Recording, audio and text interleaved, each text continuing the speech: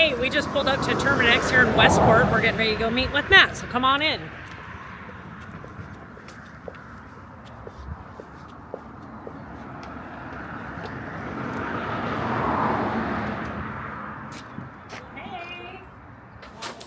Hey everybody, I'm Stephanie Cork with Riley Jackson Real Estate. I'm out here with Matt at Terminix in Westport. We're going to get together today and ask a few questions about what might be some potential pest problems here and what we need to do to take care of them. So, good morning. Good morning. All right, so to start off, what would you say are the most common pest problems that you see in and around Grace Harbor? So most common is rodents. Rats are the most common things that you get. Odorous house ants, carpenter ants, and then when you're buying or selling, beetles and termites. Termites are more coastal, so Westport, Ocean Shores, Grayland, they like the sandier soil. Inland, Elma, you don't see them very often. You'll get dampwood termites, and that's really common. Most of the time, though, you just have to address the water problems. Those are probably the biggest issues out here. Okay.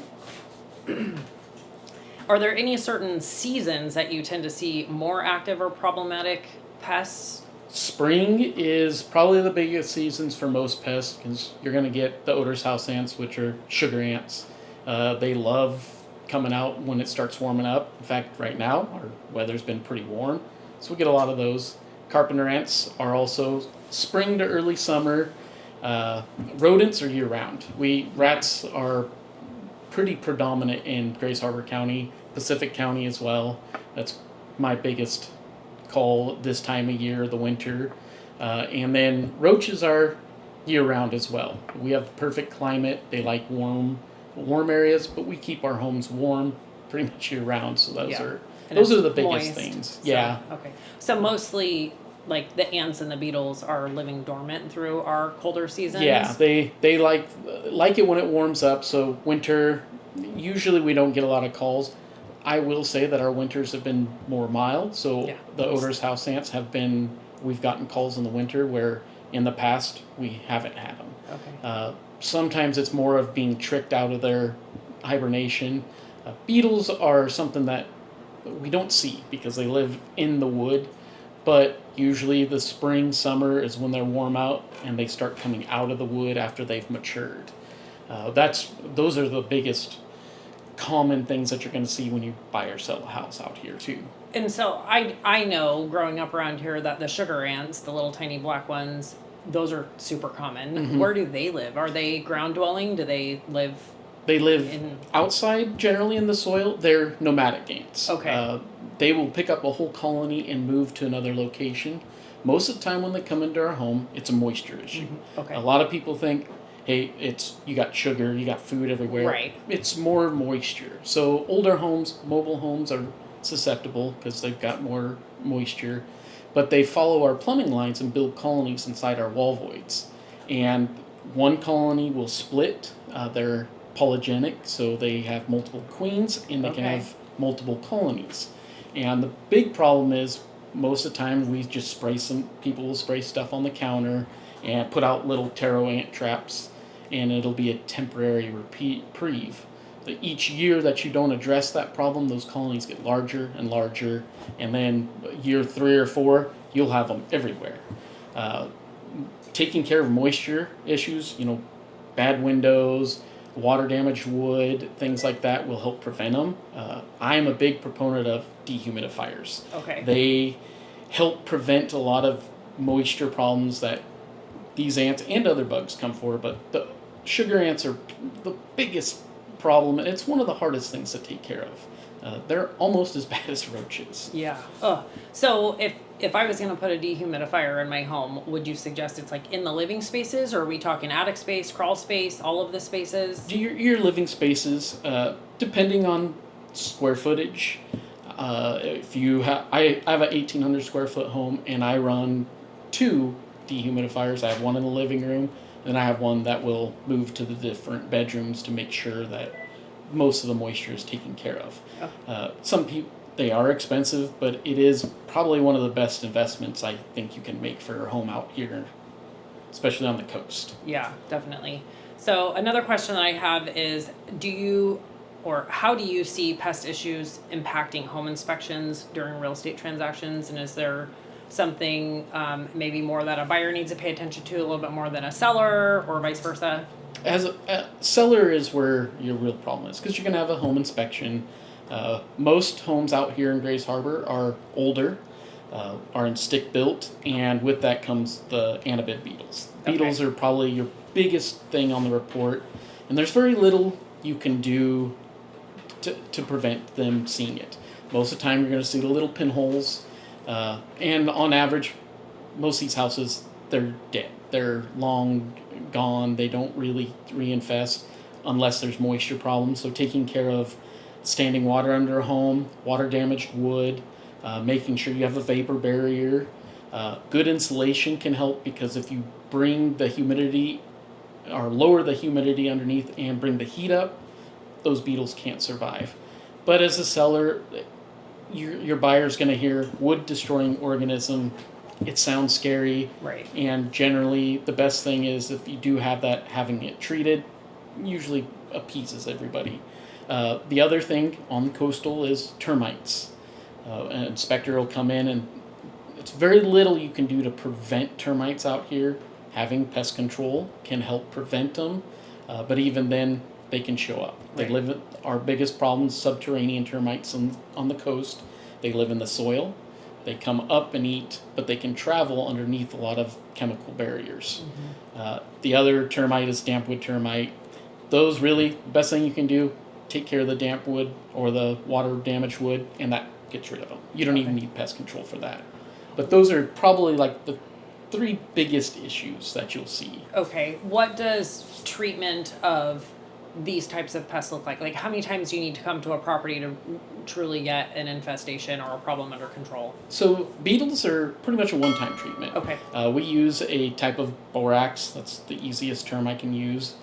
You soak the beams down and hope enough that soaks into the wood. So if there's any larvae still in there, they eat through that. It kills them. That's it. They're pretty easy.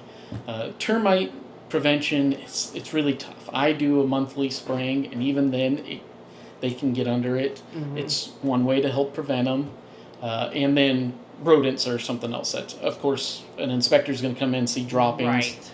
Yeah. I usually will, for the seller, I'll sell them the initial in 3 months, and that normally appease the buyer.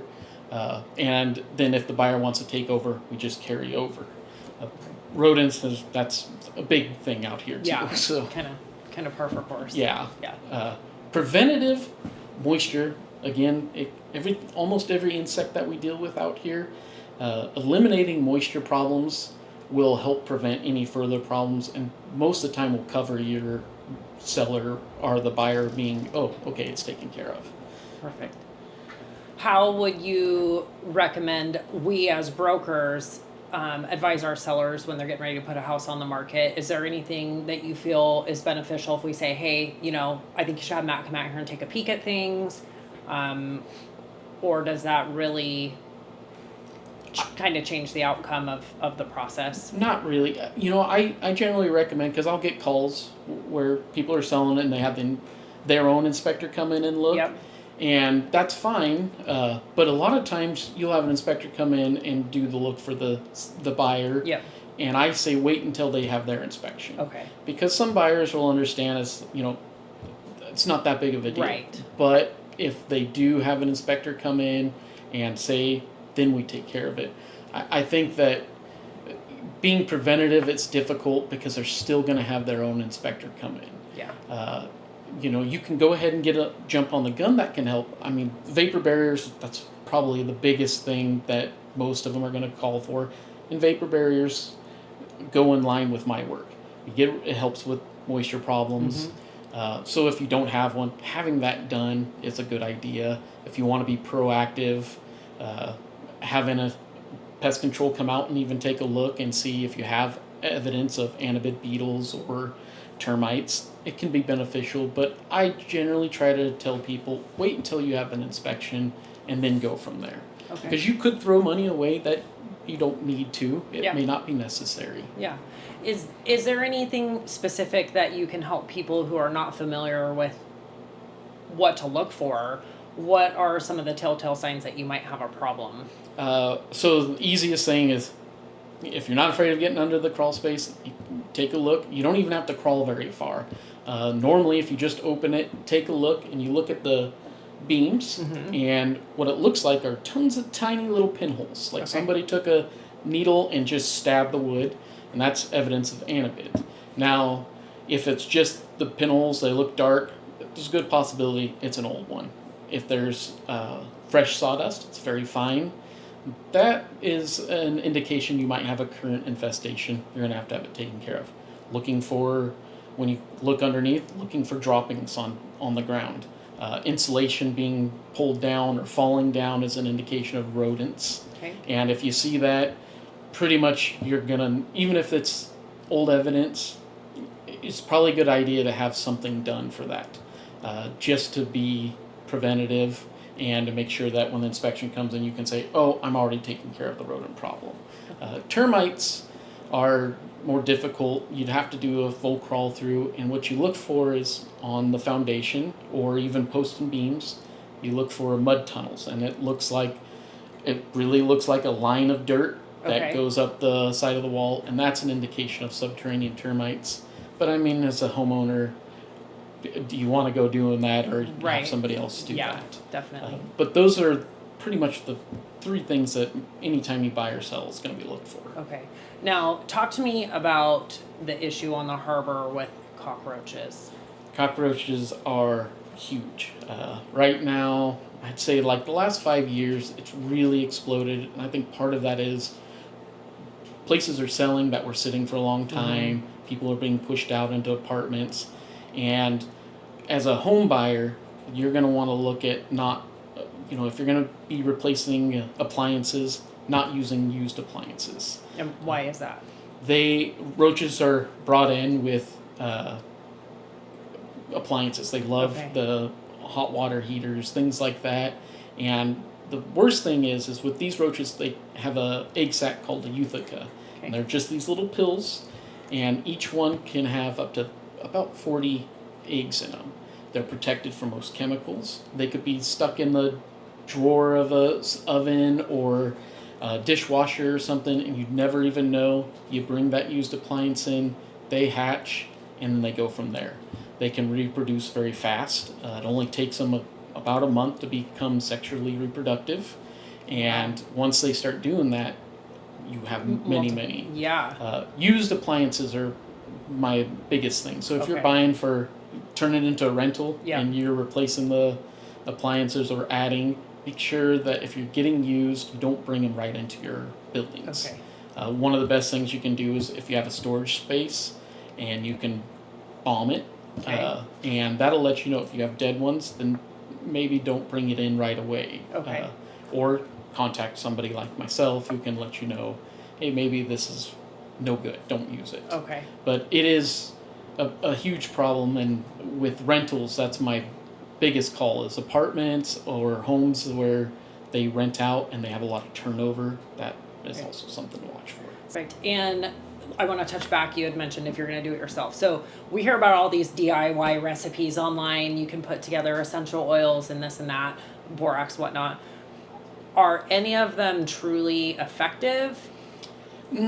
Most do-it-yourself things, I've seen a lot of people try to do their own stuff, the oils and things like that.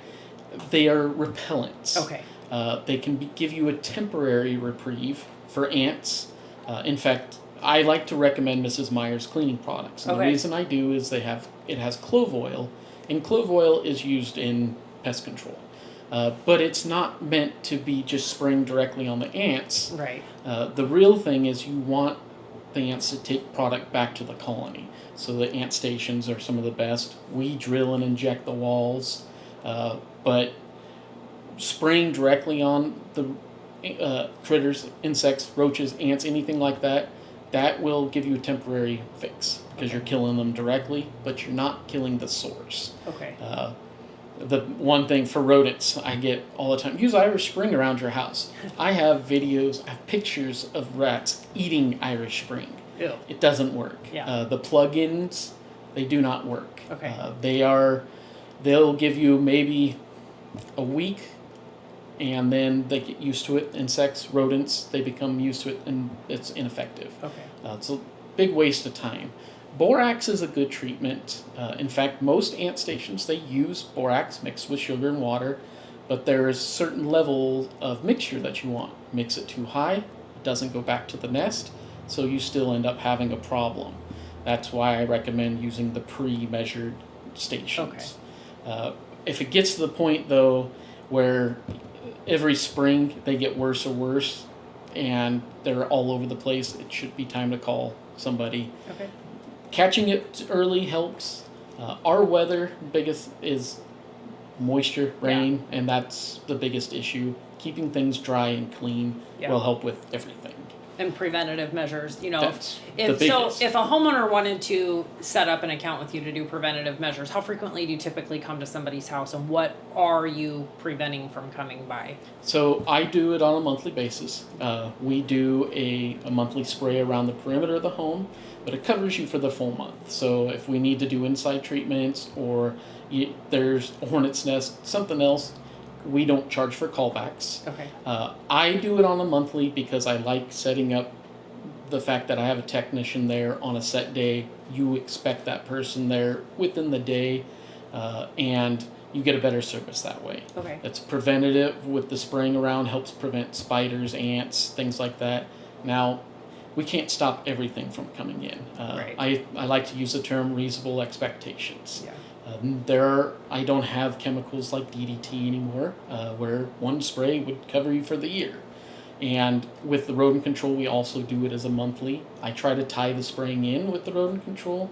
And the reason I do it on a monthly is if we catch a rat in a box and we don't show up for another 3 months, then you have the smell, and then it's not being replaced. So if another one does move in, then they're going to get into the home. Yeah. Some companies like to do quarterly, and it just depends on your feeling. But price-wise, it ends up being about the same. Okay. I like I say, the monthly. Your guy is going to be there, and you can also call for callbacks and don't get charged. Beautiful. It helps with keeping the ants down a lot during this time of year, having that monthly spray, because we have a lot of moisture. It does break down a lot of chemicals. Mm-hmm. And so we use something that's a little bit safer, but is designed to be able to apply monthly. Perfect. Well, awesome. Thank you for your time today. It was really nice to meet you and chat with you, and we'll see you around, definitely. Thank you. Awesome. Thank you.